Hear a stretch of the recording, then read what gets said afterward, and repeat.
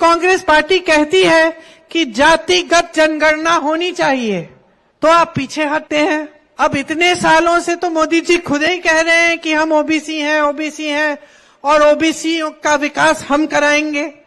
अब कांग्रेस पार्टी कह रही है कि भाई गिनो देश में कितने ओबीसी हैं, गिनो देश में कितने दलित हैं, गिनो देश में कितने आदिवासी हैं, कितनी जनजाति हैं, गिनो ना। क्योंकि अगर गिनोगे नहीं तो मदद कैसे करोगे?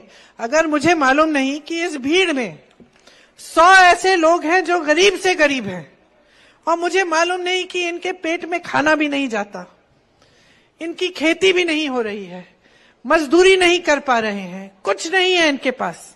मान लो मैं यहाँ आई, इस भीड़ को मैंने देख लिया, मैं कहती हूँ कि मैं इस भीड़ के लिए कुछ करना चाहती हूँ, और मुझे मालूम नहीं है कि इसमें 100 सबसे गरीब हैं जिनके पास कुछ नहीं है, पुश्तों से कुछ नहीं मिला, और मुझे मालूम नहीं है कि इस भीड़ में 200 बढ़ाई बैठे हैं, और इनकी सुविधा के लिए अगर मैं एक ऐसा कार्यक्रम बना लूं, ऐसा स्कीम बना लूं जिससे इनको जो औजार हैं जो इस्तेमाल करते हैं इनमें सुविधा हो जाए, या इनकी कमाई बढ़ जाए, या इनके छोटे छोटे उद्योग ये खुद बना पाए। अगर मुझे मालूम ही नहीं होगा कि इसमें 100 बढ़ाई हैं, 100 गरीब हैं, 100 ऐसे लोग हैं जो बहुत अमीर हैं, तो मैं स्कीम कैसे बनाऊंगी, मैं नीतियां कैसे बनाऊंगी? मैं तो ऐसे बना दूंगी जैसे कि मुझे कुछ पता ही नहीं है कि समाज के किस हिस्से को सबसे ज्यादा जरूरत है या नहीं। फिर प्रतिनिधित्व कैसे होगा? बिहार में गिनती हुई 84% ओबीसी एससी एसटी निकले।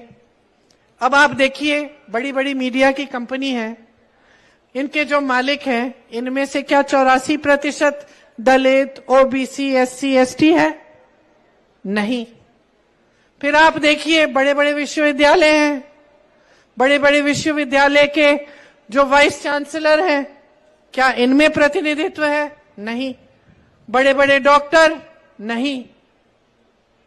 सरकारें बड़ी बड़ी जो अधिकारी हैं, जो सचिव हैं सरकार के? नहीं।